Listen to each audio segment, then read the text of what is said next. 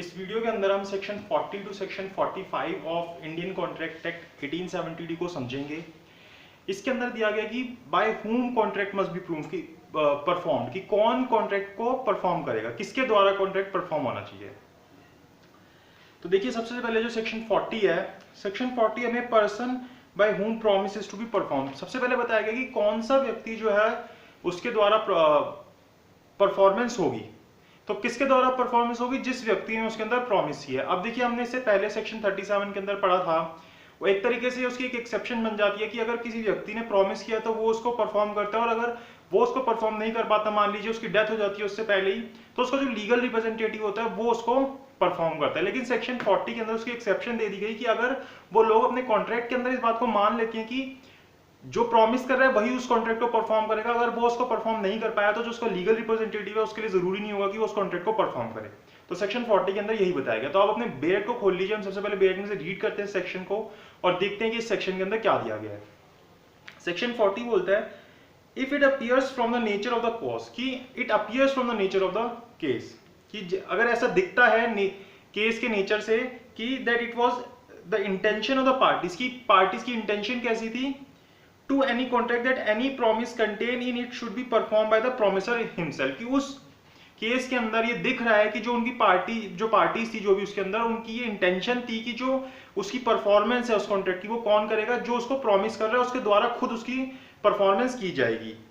Such promise must be perform by the promisor, तो उस promise को कौन पूरा करेगा? प्रॉमिसर ही पूरा करेगा। In other cases, the promisor or his representative may employ a competent person to perform it। और अगर ऐसा नहीं होता कि भाई उसमें अपीयर नहीं हो रहा है, ऐसा कि उनकी इंटेंशन ऐसी अपीयर नहीं हो रही, तो फिर जो है वो उसकी लीगल रिप्रेजेंटेटिव या कोई पर्सन जो अपॉइंट करता है उसके द्वारा वो परफॉर्म किया जा सकता है। जैसे इसके अंदर इलस्ट्रेशन दी गई है, A promises to pay B a sum of money, कि ए प्रॉमिस करता है बी से कि भाई मैं देखो इतने पैसे दूंगा, एक सम ऑफ मनी दूंगा, लेकिन ए में perform this promise either by personally paying the money to B or causing it to be paid by B by another। तो यहाँ पे जो A है इसकी परफॉर्मेंस किस तरह से कर सकता है, या तो खुद उस व्यक्ति B को पैसे दे दे, या फिर किसी तीसरे व्यक्ति से लेके, मतलब या कोई तीसरा व्यक्ति B को पैसे दे दे A के बिहाफ पे। तो यहाँ पे जो B होगा, and if A dies before the time appointed for payment, his representative must perform the promise। अब यहाँ पे जो, अब मान लीजिए कि कोई और व्यक्ति उसके बिहाफ पे कर सकता था, अब मान लीजिए जो ए था वो उसको परफॉर्म करने से पहले ही मर जाता है, तो यहाँ पे जो बी है वो ए के लीगल रिप्रेजेंटेटिव से या रिप्रेजेंटेटिव से या फिर तीसरे व्यक्ति से जिसको भी ए ने बोला था उसके द्वारा उस कॉन्ट्रैक्ट को परफॉर्म करवा सकते हैं। मस्ट परफॉर्म द प्रॉमिस और employ some proper person to do so. और यहाँ पे एक इलस्ट्रेशन आती है, मान लीजिए कि ए ने बी से प्रॉमिस किया कि भाई मैं तेरे लिए पेंटिंग बनाऊंगा। क्या बोलता है कि A promise to paint a picture for B, A must perform this promise personally. तो यहाँ पे ए जो है वो प्रॉमिस को कैसे करेगा? पर्सनली ही करेगा, क्योंकि अब यहाँ पे देखिए जो कॉन्ट्रैक्ट है उसकी इंटेंशन कैसी है। अब अगर किसी से ऐसा कॉन्ट्रैक्ट हो रहा है कि वो उसके लिए पेंटिंग बनाएगा या उसके लिए गाना गाएगा, तो यहाँ पे क्या है, यहाँ पे हमें कॉन्ट्रैक्ट से ये इंटेंशन शो हो रही है कि वो उसको पर्सनली खुद करेगा, क्योंकि तभी तो उसके पास वो गाना गवाने के लिए आया है, तभी तो उससे पिक्चर बनवाने के लिए आया, क्योंकि उसके पास वो स्किल था।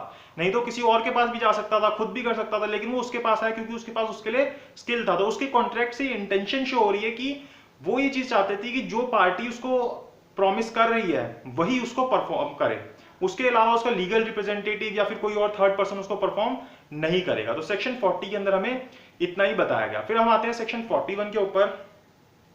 सेक्शन 41 हमें बताता है effect of accepting performance from third person. अब क्या इफेक्ट होगा अगर जो उसका परफॉर्मेंस है किसी तीसरे व्यक्ति के द्वारा की जाती है और उसको एक्सेप्ट कर लिया जाता है। तो ऐसे केस के अंदर अब वो जो पर्सन जिससे प्रॉमिस किया था उससे उसको परफॉर्म नहीं करवा सकता। When a promisee accepts a performance, कि जो जिससे भी प्रॉमिस किया था, अब वो व्यक्ति उसकी परफॉर्मेंस एक्सेप्ट कर लेता है किसी तीसरे व्यक्ति से, of the promise from a third person, he cannot afterward enforce it against the promiser। तो अब वो उसके बाद प्रॉमिसर के अगेंस्ट उसको एनफोर्स नहीं करा सकता। जैसे भी हमने पिछले एग्जांपल के अंदर देखा था वही बात आ जाती है कि भाई ए ने बी के 5,000 रुपए देने थे मान लीजिए, अब बी को जो है सी ए के बिहाफ पे 5,000 रुपए दे देता है। अब बी ए को जाके कंपेल नहीं कर सकता या फिर उसको ये नहीं बोल सकता कि तू भाई अपने पार्ट को परफॉर्म कर, क्योंकि सी ने ए के बिहाफ पे उसको कर दिया है, किसी तीसरे व्यक्ति ने ए के बिहाफ पे कर दिया और बी ने उसको एक्सेप्ट कर लिया। अगर बी मना कर देता कि नहीं मेरे को तेरे से नहीं चाहिए, मेरे को पर्टिकुलरली उससे ही चाहिए, तो फिर वो जाके ए को कंपेल कर सकता था कि भाई तू अपने पार्ट को परफॉर्म कर, अपने पैसे पे कर। फिर सेक्शन 42 क्या बोलता है, devolution of joint liabilities, joint liabilities के बारे में बता रहा है। When two or more person have made a joint promise, कि जब दो या दो से ज्यादा व्यक्ति मिलके एक सिंगल प्रॉमिस करते हैं, then unless a contrary intention appears by the contract, कि या तो इसके अलावा कोई इंटेंशन अपीयर हो रही है कॉन्ट्रैक्ट से, all such person during their joint life, तो जो वो सारे व्यक्ति थे जिन्होंने मिलके प्रॉमिस किया था अपनी लाइफ के दौरान विद द सर्वाइवर और सर्वाइवर्स, उनके साथ जो भी, अगर मान लीजिए जैसे मान लीजिए ABC था, उन्होंने मिलके एक प्रॉमिस किया कि हम ये काम करेंगे, तो ये कौन हो गए, ज्वाइंट प्रॉमिसर्स हो गए।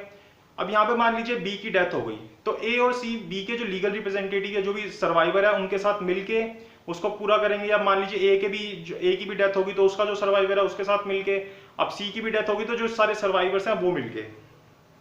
And after the death of the last survivor the representative of all jointly must fulfil the promise, और अगर लास्ट सर्वाइवर की भी डेथ हो जाती है तो उनके जितने लीगल रिप्रेजेंटेटिव है वो मिलके उस प्रॉमिस को परफॉर्म करेंगे जॉइंटली। तो यही हमें सेक्शन 42 के अंदर बताया गया।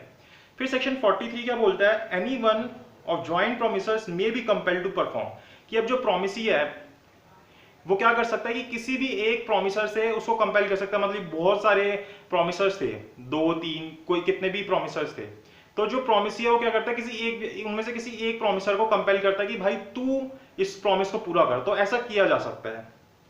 When two or more persons make a joint promise, कि दो या दो से ज्यादा व्यक्ति मिलकर joint promise करते हैं, the promisee may in the absence of express agreement to the contrary, कि अगर ऐसा कोई एग्रीमेंट नहीं है, भाई ऐसी कोई चीज नहीं लिखी गई उसके अंदर, तो कंपेल एनी वन और मोर ऑफ सच ज्वाइंट प्रोमिसर्स, तो किसी एक या फिर किसी कितनों को भी कंपेल कर सकता है, किसी को छोड़ के कि भाई मैं इससे नहीं, इसको नहीं कंपेल कर रहा, बाकियों को कंपेल। मान लीजिए 3 है तो वो 2 के पास जाता है कि तू उनको परफॉर्म कर, 4 है वो किसी 3 के पास जाता है, 5 है किसी भी 2 के पास चला जाता है, तो या किसी सिंगल के पास चला जाता है कि तू उसको पूरा कर, तो ऐसे उसको वो किसी के पास जाके भी उसको पूरा करवा सकता है।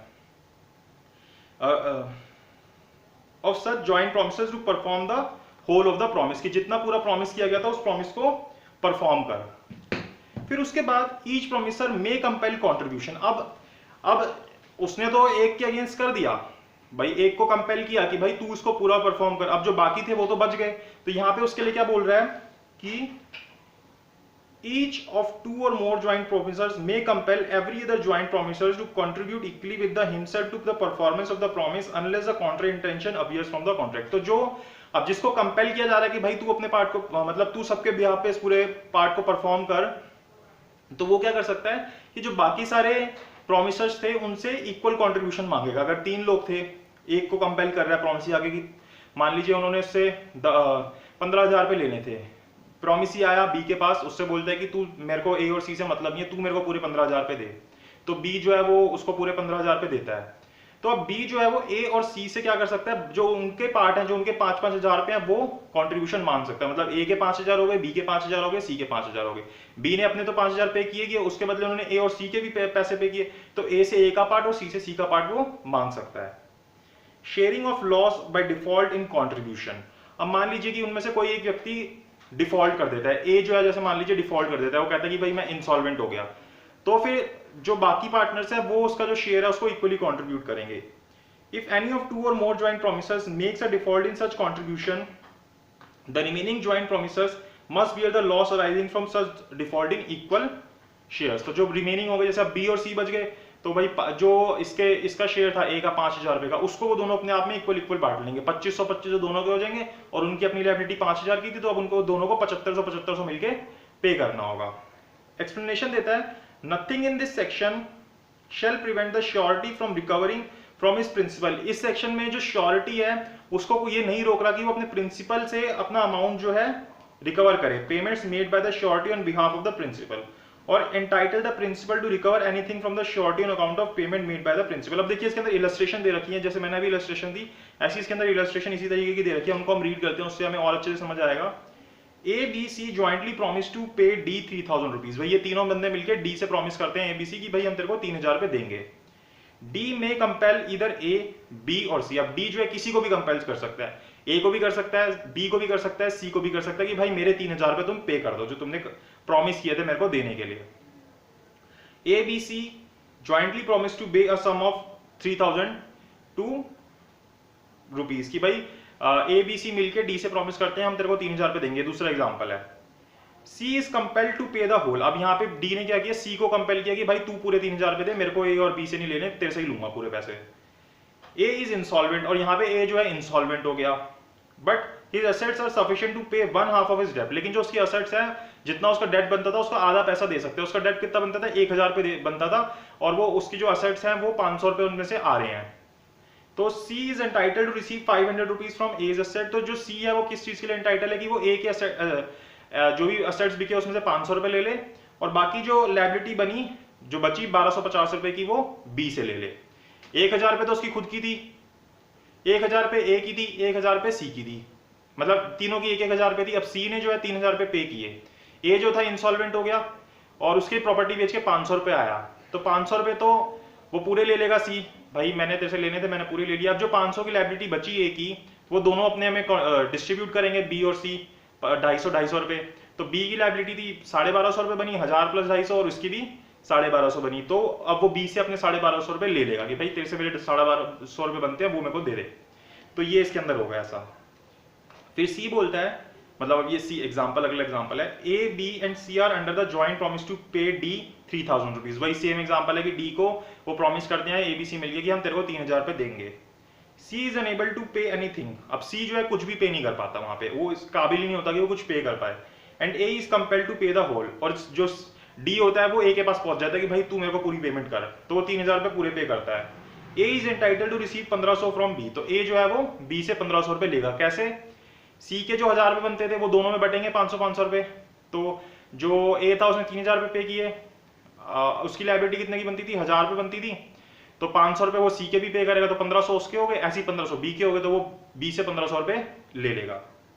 A B C are under the joint promise to pay D 3000 rupees. ऐसी सेम एग्जांपल है, यहाँ पे भी वही कहते हैं कि ए बी सी मिलकर डी को 3000 रुपए देने का प्रॉमिस करते हैं। A and B being only sureties for C, A और बी जो होते हैं वो श्योरिटीज होते हैं सी के। सी फेल्स टू पे, सी जो है वो फेल हो जाता है पे करने से।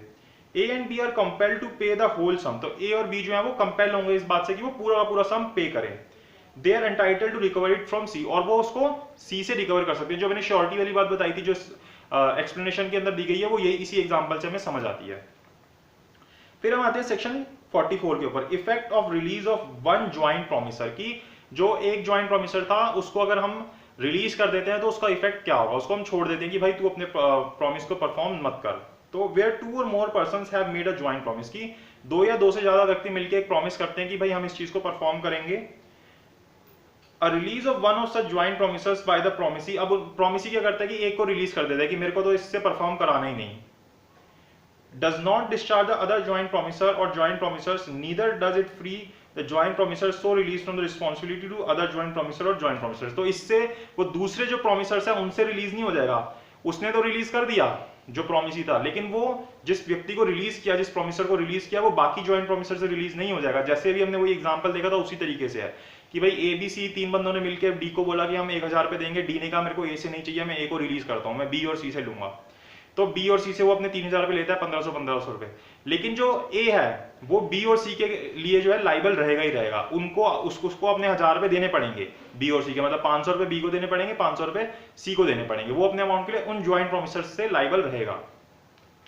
फिर सेक्शन 45 बताता है डिवोल्यूशन ऑफ ज्वाइंट राइट्स के बारे में।